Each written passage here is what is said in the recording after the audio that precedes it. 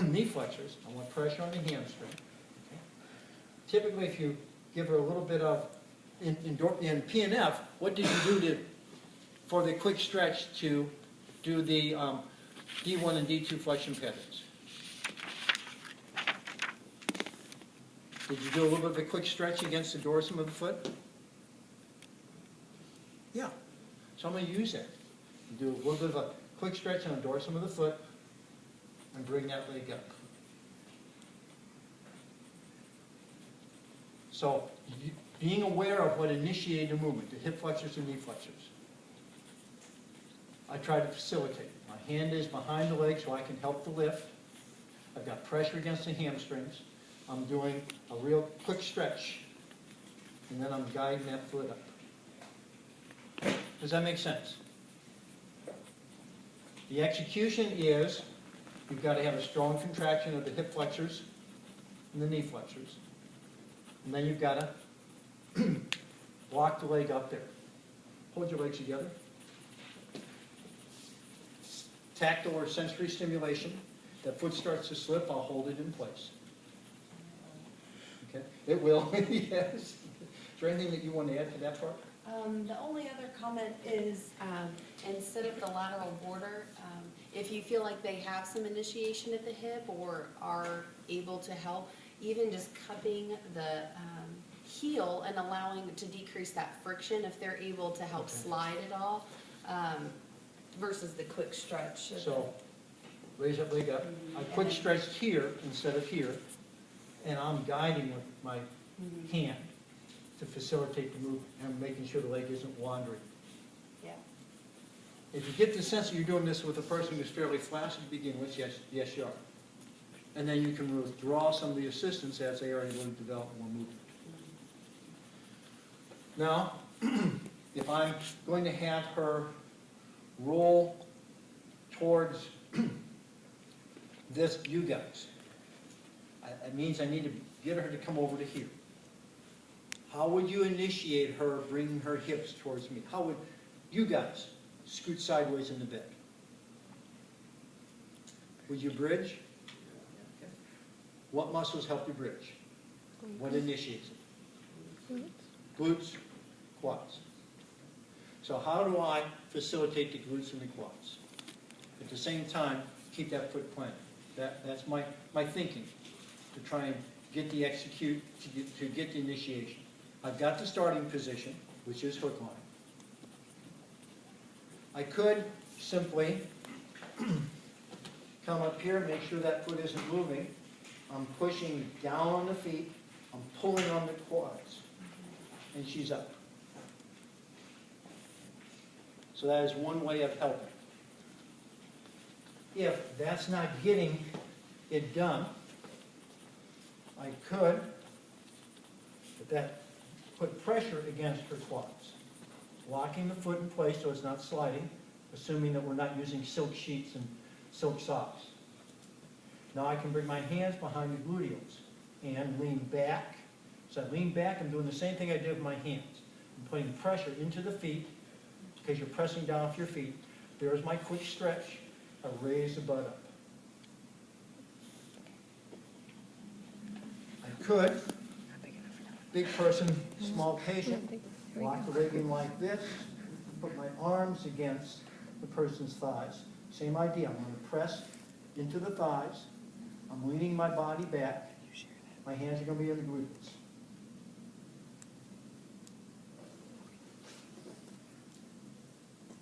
Big person, short arms, take a towel, put it underneath the person's body, or a draw sheet. Hands on the thighs, and I'm pulling back and lifting.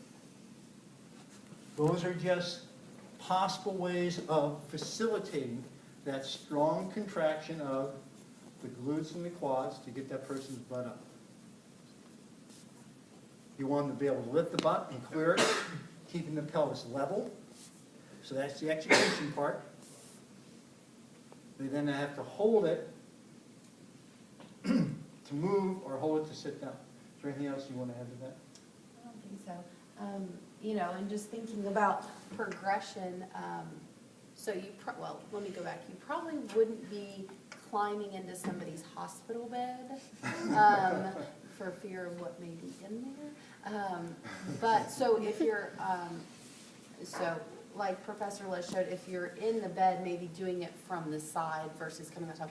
But usually if I'm on a therapy mat, I'll be on top of the patient doing what you showed also. So just be mindful where you're at. And then as you progress the activity, letting them use that strong side and really just facilitating that one side, using all the same principles, but releasing some of your cues. Like what Professor Les showed, helps them understand using both lower extremities, both glutes together, which that coordination of each limb is lost. But then as they get recovery, just facilitating that one side.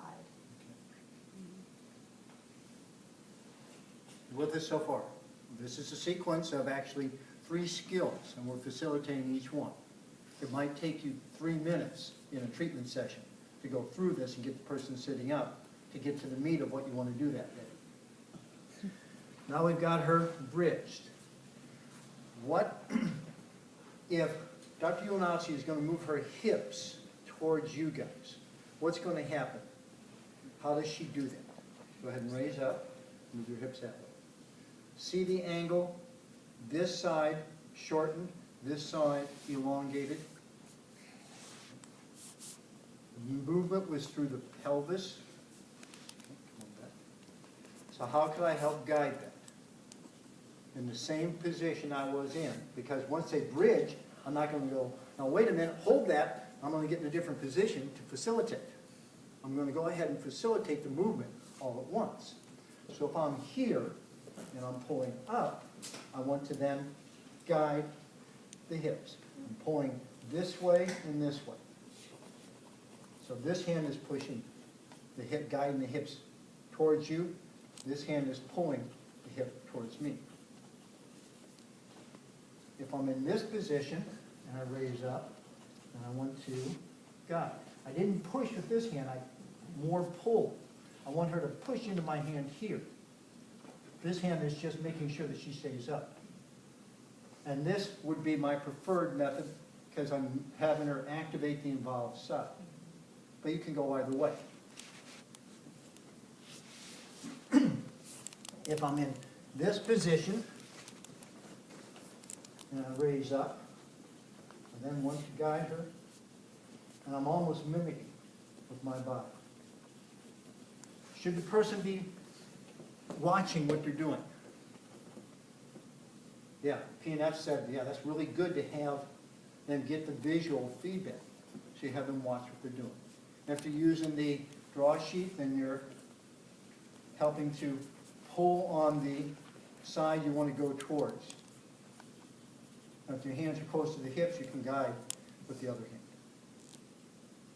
And then they set down gently in an eccentric contraction. Does that make sense? What we did was simply break up into its component movements. The task of getting into hook line, bridging, shifting your butt to one side or the other. Okay. So once we get her up and shifted over here, I'll reposition the leg. Now we got to get the head and the shoulders over. I'll sometimes drop the legs down or sometimes leave them up. If I drop the legs down, then she has more pull from her hip flexors. Because normally what would you do if you're going to move your head over? So just kind of raise up and scoot on over. I want her to pick her head up. I want her to contract her abdominals. And putting pressure down into the area below the clavicle tends to make you contract your abdominals. And my hand here, raise your head up, gives her the idea of lifting the head up. And most people have head control. I can't remember working with a stroke person that couldn't pick their head up. Any other ideas you have for scooting the upper body over?